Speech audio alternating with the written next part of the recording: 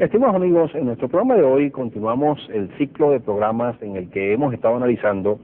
qué ha sucedido en la economía venezolana desde el año 1974 hasta 1993. Y en el programa que nos ocupa analizaremos todo el acontecer económico venezolano en el lapso o en el periodo presidencial del presidente Lucinchi. Como decíamos al final del programa anterior, al culminar el periodo del presidente Herrera, la economía se encontraba inmersa en una serie de desequilibrios y profundos problemas caracterizados por la necesidad de establecer un control de cambios más o menos estricto para paliar una situación de fuga masiva de capitales que culminó con la imposición del control de cambios del 18 de febrero de 1983, una situación de una economía en una profunda recesión con una contracción económica sumamente intensa, con un deterioro del sector laboral bastante intenso también, y por lo tanto, y a la vez, una economía que estaba muy mal posicionada en la comunidad financiera internacional por la negativa de la administración del presidente Herrera de someterse a una negociación con el Fondo Monetario Internacional, que era el prerequisito o la condición fundamental para que se pudiera avanzar en el proceso de reestructuración de la deuda externa con la banca acreedora. Y todo esto pues fue lo que fundamentalmente heredó la administración del presidente Lucinchi al comienzo de su gestión. Hay que decir, sin embargo, que al final de la administración del presidente Herrera se operó en el país una situación favorable en los resultados de las transacciones externas, porque la balanza de pagos arrojó un saldo positivo que dio como resultado una elevación de las reservas internacionales de cierta consideración, y esto echó por tierra los temores que tenían los analistas económicos, tanto locales como externos, de que las reservas internacionales de Venezuela continuarían en un franco de crecimiento, inclusive después del establecimiento del control de cambios del 18 de febrero del 83, y que por lo tanto la situación del sector externo venezolano iba a ser tremendamente precaria y que por lo tanto no le quedaría otra opción u oportunidad a la administración del presidente Lucinchi de tener que someterse a una negociación sumamente estricta y sumamente adversa con el Fondo Monetario Internacional y tener que implantar un plan de ajuste económico mucho más intenso del deseado por cualquier gobierno. Sin embargo, esta situación favorable que se dio al final de la administración del presidente Herrera ayudó a que el presidente Lucinchi pudiera anunciar a la comunidad financiera internacional, al Fondo Monetario y en general pues a toda la comunidad económica externa de Venezuela que su administración había decidido implantar una política de ajuste muy en línea con los requerimientos o las recomendaciones del Fondo Monetario Internacional, sin que Venezuela fuera a una negociación con el Fondo Monetario Internacional. Y con esto se buscaba que la banca internacional estuviera de acuerdo en abrir o en iniciar negociaciones con Venezuela sin que se cumpliera el requisito fundamental de pasar por una negociación con el Fondo Monetario Internacional, cosa que políticamente no era por demás deseable. El presidente Lucinchi en aquella oportunidad decidió, por lo tanto, pues además de anunciar este plan de ajuste autoimpuesto o establecido internamente por Venezuela, anunciar también o prometerle al país que durante los 100 primeros días de su administración él llegaría a un acuerdo con la banca acreedora internacional y que lo que se había transformado en aquella piedra de tranca durante la administración del presidente Herrera, durante el último año de la administración del presidente Herrera, él lo iba a resolver en cuestión de 3 meses, y que le prometía al país o se comprometía con el país a llegar a un acuerdo con la banca acreedora internacional durante los 100 primeros días de su gestión. Obviamente, tan pronto como el presidente Lucinchi fue electo, se designó a un negociador para la deuda y se iniciaron los primeros contactos con la banca acreedora, y las negociaciones formales pues comenzaron tan pronto como fue posible, llegándose en principio a un acuerdo con esa banca acreedora internacional a mediados del mes de septiembre de 1984. En esa oportunidad se anunció con bombos y platillos que se había logrado el acuerdo, que se había logrado lo que el presidente Lucinchi había prácticamente prometido a la nación, de que en los primeros meses de su gestión llegaría al acuerdo con la banca acreedora internacional, y en principio pues eso se planteó ante el país como la mejor reestructuración que había llegado país alguno con la banca acreedora, y que eso era un gran logro para la economía venezolana.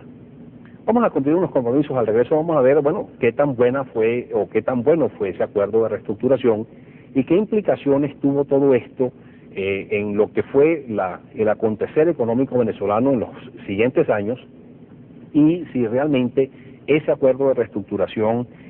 trajo los beneficios que inicialmente decían que iba a traer dicho acuerdo con la banca acreedora internacional. Ya regresamos.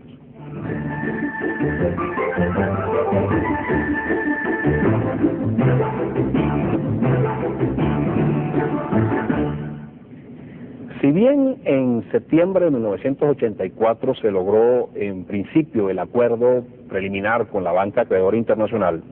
ese acuerdo de reestructuración de la deuda externa venezolana no se firmó en el año 1984 ni tampoco se firmó en el año 1985, debido a que la banca acreedora postergó en una forma totalmente voluntaria de parte de ella la firma del acuerdo de reestructuración, para así forzar al gobierno a que resolviera el problema del suministro de divisas a tipos de cambio preferencial para el pago de la deuda privada, que era también un interés muy importante, un interés prioritario que tenía la banca acreedora internacional. Como la banca sabía que Lusinchi se había comprometido con el país a reestructurar su deuda externa y llegar a acuerdos en una forma rápida, la banca en respuesta le dijo: hasta que usted no me resuelva el problema de los deudores privados y le entregue los dólares a tipos de cambio preferencial para que me paguen las deudas que tienen conmigo o con nosotros, pues simplemente nosotros no vamos a firmar el acuerdo de reestructuración con usted.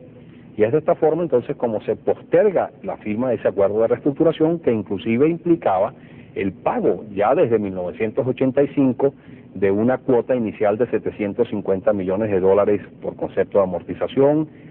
Tan solo después de un año de gracia, Venezuela comenzaba a pagar trimestralmente recursos de capital, digámoslo así, a la banca, pero la banca prefirió postergar aquello para presionar, para forzar al gobierno a entregarle dólares preferenciales a los deudores privados. Esto entonces hizo que durante todo el resto del año 1984 y durante el año 1985 el gobierno también continuara con su política, digámoslo así, responsable de ajustes para corregir los desequilibrios que venían heredados de la administración del presidente Herrera, y fueran estos 2 años bastante conservadores dentro de la economía venezolana, donde continuara, digámoslo así, la fase de recesión económica o de estancamiento económico que se había vivido desde 1979 a lo largo prácticamente de toda la administración del presidente Herrera, y que continuó viviéndose, digamos más o menos, no con tanta intensidad, pero que continuó viviéndose una fase de bajo crecimiento durante los 2 primeros años de la administración del presidente Lusinchi. Igualmente, como parte de esa prudencia en materia de política económica en los inicios de la administración del presidente Lusinchi, se corrigió un desequilibrio que existía en las finanzas públicas. Inclusive el gobierno incurrió en situaciones superavitarias, es decir, pudo ahorrar recursos porque gastó menos de lo que le ingresó, y esto trajo como consecuencia pues el que se solventaran los problemas o se robustecieran, mejor dicho, las condiciones que podían existir en las finanzas públicas del país. Muy bien, esta fue, digamos, lo que privó a lo largo de los 2 primeros años del presidente Lusinchi: un bajo nivel de actividad económica, prudencia en la política económica del país. Sin embargo, ya hacia fines de 1985, la administración del presidente Lusinchi consideró que ya había llegado el momento, se había madurado, digámoslo así, para llegar al momento de estimular nuevamente a la actividad económica o estimular nuevamente a la economía a través de una política expansiva de gasto. Y en las primeras de cambio, digámoslo así, ese mayor gasto iba a ser financiado con los ahorros que previamente habían sido acumulados producto de aquella política de prudencia que privó durante los 2 primeros años de la administración, y comenzó entonces a ponerse en marcha una política expansiva de gasto, una política también más laxa en materia monetaria, de tal forma que se buscara con ello estimular el nivel de actividad económica y sacar a la economía de esa situación de estancamiento económico, de recesión que había venido ya viviendo desde hacía 5 años, y que ya se hacía demasiado largo y pesado para esta economía continuar en esa situación. Había llegado pues el momento de estimular la actividad económica. Esa decisión fue apoyada por muchos economistas,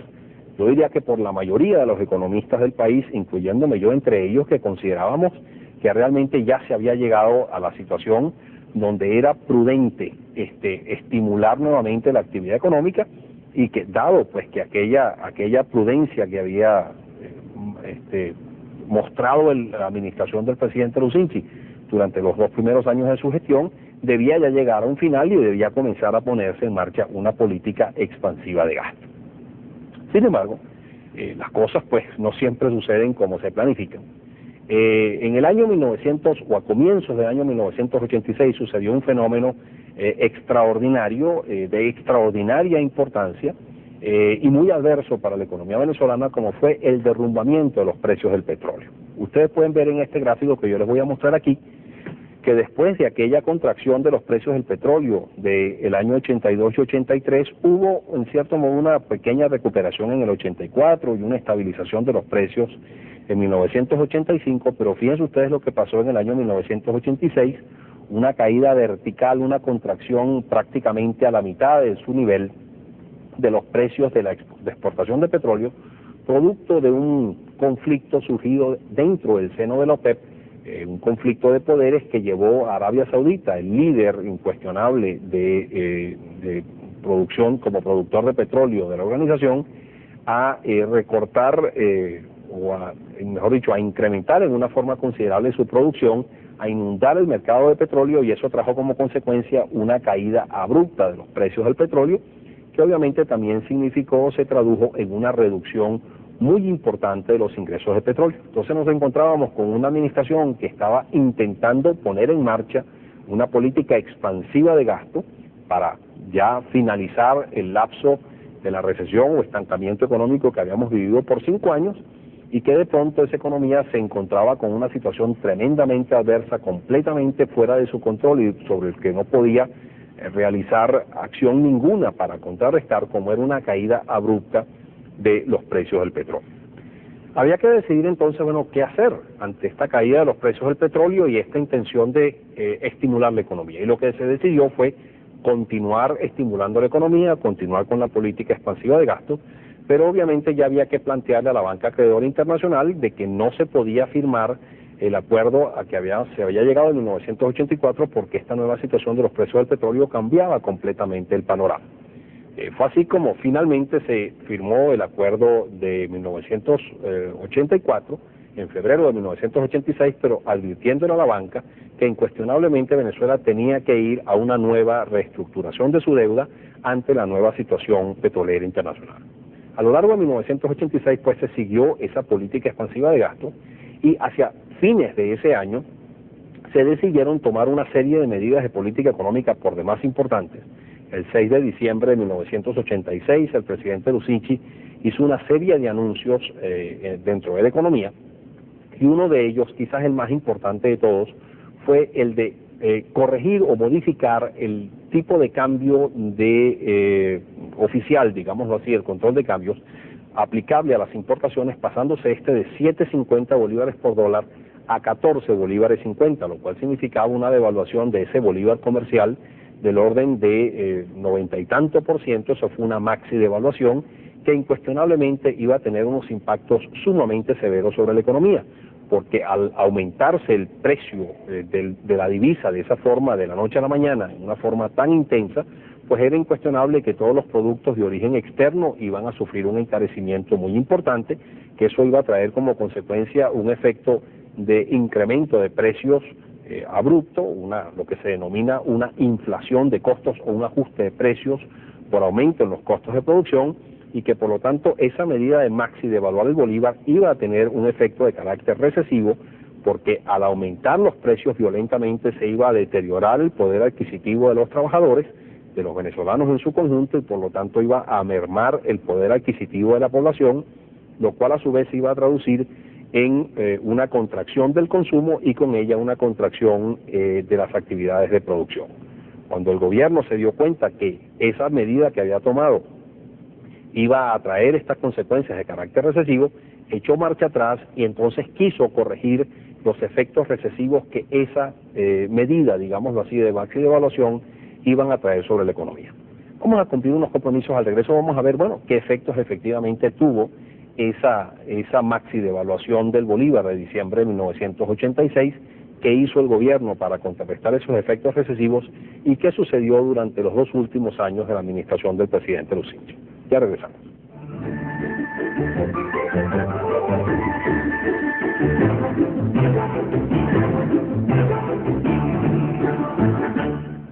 La decisión de continuar una política expansiva de gastos con la finalidad de estimular la actividad económica que se tomó desde fines de 1985 y que se continuó a pesar de la caída de los precios del petróleo en 1986, implicó que rápidamente el sector público entrara en una situación de déficit porque gastaba mucho más de lo que le ingresaba, ya que por un lado los gastos se estaban expandiendo y por la otra los ingresos se estaban contrayendo, generando esto una situación de desequilibrio en el sector público o en las finanzas del sector público. Igualmente, cuando el gobierno, se enteró o vio o ilumbró de que aquella medida de devaluar el bolívar comercial de diciembre de 1986 iba a tener unas implicaciones de carácter recesivo, porque ello iba a generar un efecto, digámoslo así, de incremento de los precios debido al aumento de los costos de producción, y que por lo tanto eso se iba a traducir en una pérdida del poder adquisitivo de la población y en consecuencia de una limitación en las posibilidades de crecimiento del consumo privado. El gobierno buscó mecanismos para contrarrestar ese efecto recesivo, y lo que hizo fue, en cierto modo, aupar un aumento compulsivo de los sueldos y los salarios que compensaran la pérdida del poder adquisitivo que se pudiera generar como consecuencia de los mayores precios del petróleo generados por la devaluación del bolívar. Y es entonces como, por un lado, se tiende a aumentar el gasto público, se mantiene un ritmo de expansión de gasto público, y por la otra se le da más ingresos a los trabajadores para compensar sus, los efectos, de un aumento de los precios como consecuencia de la devaluación del bolívar. Adicionalmente, se puso en marcha una política monetaria de carácter muy laxa. Se estimuló notablemente el crédito y, entre otras cosas, se decidieron congelar las tasas de interés en niveles totalmente divorciados de la realidad inflacionaria. Ustedes pueden ver en este gráfico que las tasas de interés, que es esta línea roja que se ve aquí, se mantuvieron constantes desde 1984 y particularmente desde 1985, y tanto las tasas de interés para préstamos, que es esta línea roja que está aquí, como la tasa de interés para depósitos, que es una línea casi paralela a ella, que podría trazarse un poquito más abajo de la línea roja, se mantuvieron constantes desde 1985 y a lo largo de 1986 e incluso a partir del año 1987. Pero fíjense ustedes qué pasó con la tasa de precios, con el ritmo de aumento de los precios, que es esta línea negra que ustedes están viendo aquí. En el año 1987 esa inflación aumentó de una forma considerable debido a la conjunción de una serie de fenómenos. Por un lado, había una política expansiva de gastos, como ya mencionamos. Por la otra, los precios de origen externo aumentaron considerablemente debido a la devaluación del bolívar que se tomó. Esos precios también aumentaron como consecuencia del ajuste de sueldos y salarios que se decretó durante los primeros meses de 1987, y todo esto combinado con un tremendo estímulo por demandar créditos de la banca, porque se podían obtener créditos a muy bajo precio debido a la decisión de congelar las tasas de interés. Todo ello sobreestimuló la demanda y trajo como consecuencia de que no solamente los precios aumentaran como efecto de aquel encarecimiento de los productos de origen externo producidos por la devaluación del bolívar de 1986, de diciembre de 1986, sino que también esos precios se vieran aumentados en una forma considerable como consecuencia de la expansión notable de la demanda tanto del sector público debido a la expansión de gasto público, como también a la demanda del sector privado debido a los mayores salarios que se estaban percibiendo y debido al abaratamiento desproporcionado de los créditos en el sistema financiero. Eso entonces hizo que se conjugaran una serie de elementos que impulsaran los precios a la alza, que impulsaran la inflación hacia arriba, debido tanto a estímulos de demanda como también a incrementos sustanciales en los costos de producción, y eso es lo que explica este aumento considerable de la inflación en el año 1987, que prácticamente se mantuvo durante el año 1988. Pero claro, en la medida en que se mantuvieron las tasas de interés constantes, esto hace que la diferencia entre esa tasa de inflación y esa tasa de interés, que es en cierto modo lo que mide la tasa de interés real, pasara a ser profundamente negativa, porque las tasas de interés estaban muy por debajo de la tasa de inflación, y en consecuencia las tasas de interés reales eran profundamente negativas, hecho que estimuló notablemente la salida de capitales. Ahora bien, también se generó, como consecuencia de toda esta situación de expansión de gasto público, de dinero abundante y barato, de crédito sustancialmente barato y por lo tanto de gran estímulo a la actividad de demanda, se generó una expansión de la demanda sumamente importante, que a su vez se tradujo en un gran estímulo de la actividad productiva. Ustedes pueden ver en este otro gráfico que les quiero presentar acá el aumento sustancial que digamos se operó en los niveles de crecimiento económico. Después de una contracción económica en 1984 y un práctico estancamiento en 1985, fíjense ustedes cómo a partir de 1986 el Producto Interno Bruto muestra una expansión sumamente considerable como producto de aquella política fiscal de carácter expansiva, así como también como producto de aquella política monetaria, de aquella abundancia de dinero barato que se podía obtener a través de préstamos en el sistema financiero. Pero esto obviamente tenía que ser financiado de alguna forma, y eso es lo que precisamente se produjo a raíz de una contracción, o lo que produjo, mejor dicho, una contracción sustancial de las reservas internacionales del país. Y eso es precisamente lo que se nota en este gráfico, donde ustedes ven que después de alcanzar unos niveles de reservas internacionales operativas en el Banco Central cercanas a los 9.000 millones de dólares en 1985, se pasa a unos niveles realmente bajos o casi inexistentes en el año 1988. Esto también se vio afectado por un aumento considerable en las importaciones de mercancías que se realizaban, simplemente porque el auge económico, el alto crecimiento económico también exigía importantes requerimientos de materias primas, bienes intermedios, etcétera, de origen externo, y eso hizo que las reservas internacionales, que las importaciones aumentaran en una forma considerable durante el año 1987 y particularmente en 1988, generando esto un déficit de la cuenta corriente de la balanza de pagos sumamente intenso. Es entonces así como, si bien durante los 2 últimos años de la administración del presidente Lucinchi se lograron crecimientos muy altos, reducción importante de los niveles de desempleo y en general una situación que se percibía como de bonanza económica, una situación altamente favorable dentro de la economía venezolana, resulta que todo ello se estaba sustentando en unas bases cada vez más falsas, en unas bases cada vez más insostenibles, porque ello se estaba generando a través de un gasto público deficitario que hacía que el déficit y el desequilibrio de las finanzas públicas fuera creciendo a unos ritmos realmente alarmantes, déficit que a su vez se estaba financiando con los ahorros internacionales del país, lo cual hacía que las reservas internacionales en el poder del Banco Central disminuyeran en una forma considerable y que por lo tanto estuviéramos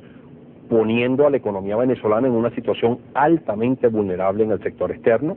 También porque la misma se estaba logrando a través de un profundo desequilibrio en el sector financiero, en el mercado financiero, porque unas tasas de interés profundamente negativas hacían muy atractivo para el público pedir prestado cualquier cantidad de dinero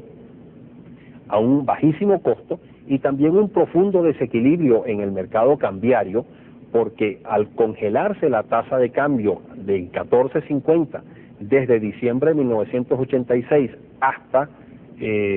fines de 1988, inclusive comienzo de 1989, se había producido una situación donde después de pasarse de una situación de subvaluación de la moneda en el momento de la devaluación a una situación de equilibrio o de paridad a fines de 1987, durante 1988 se había operado una sobrevaluación cada vez mayor de la moneda, y en consecuencia eso hacía que todos los venezolanos se volcaran sobre los productos externos que resultaban relativamente más baratos, y ante la inminencia de una devaluación al entrar el nuevo gobierno que fuese elegido en diciembre de 1988, la gente también se volcó a adquirir divisas para acumular inventario. Es entonces así como termina la administración del presidente Lucinchi con una apariencia de bonanza, pero una bonanza que estaba sustentada en unos profundos e insostenibles desequilibrios en las finanzas públicas, en el ámbito monetario, en el ámbito externo, en el ámbito cambiario, que hacían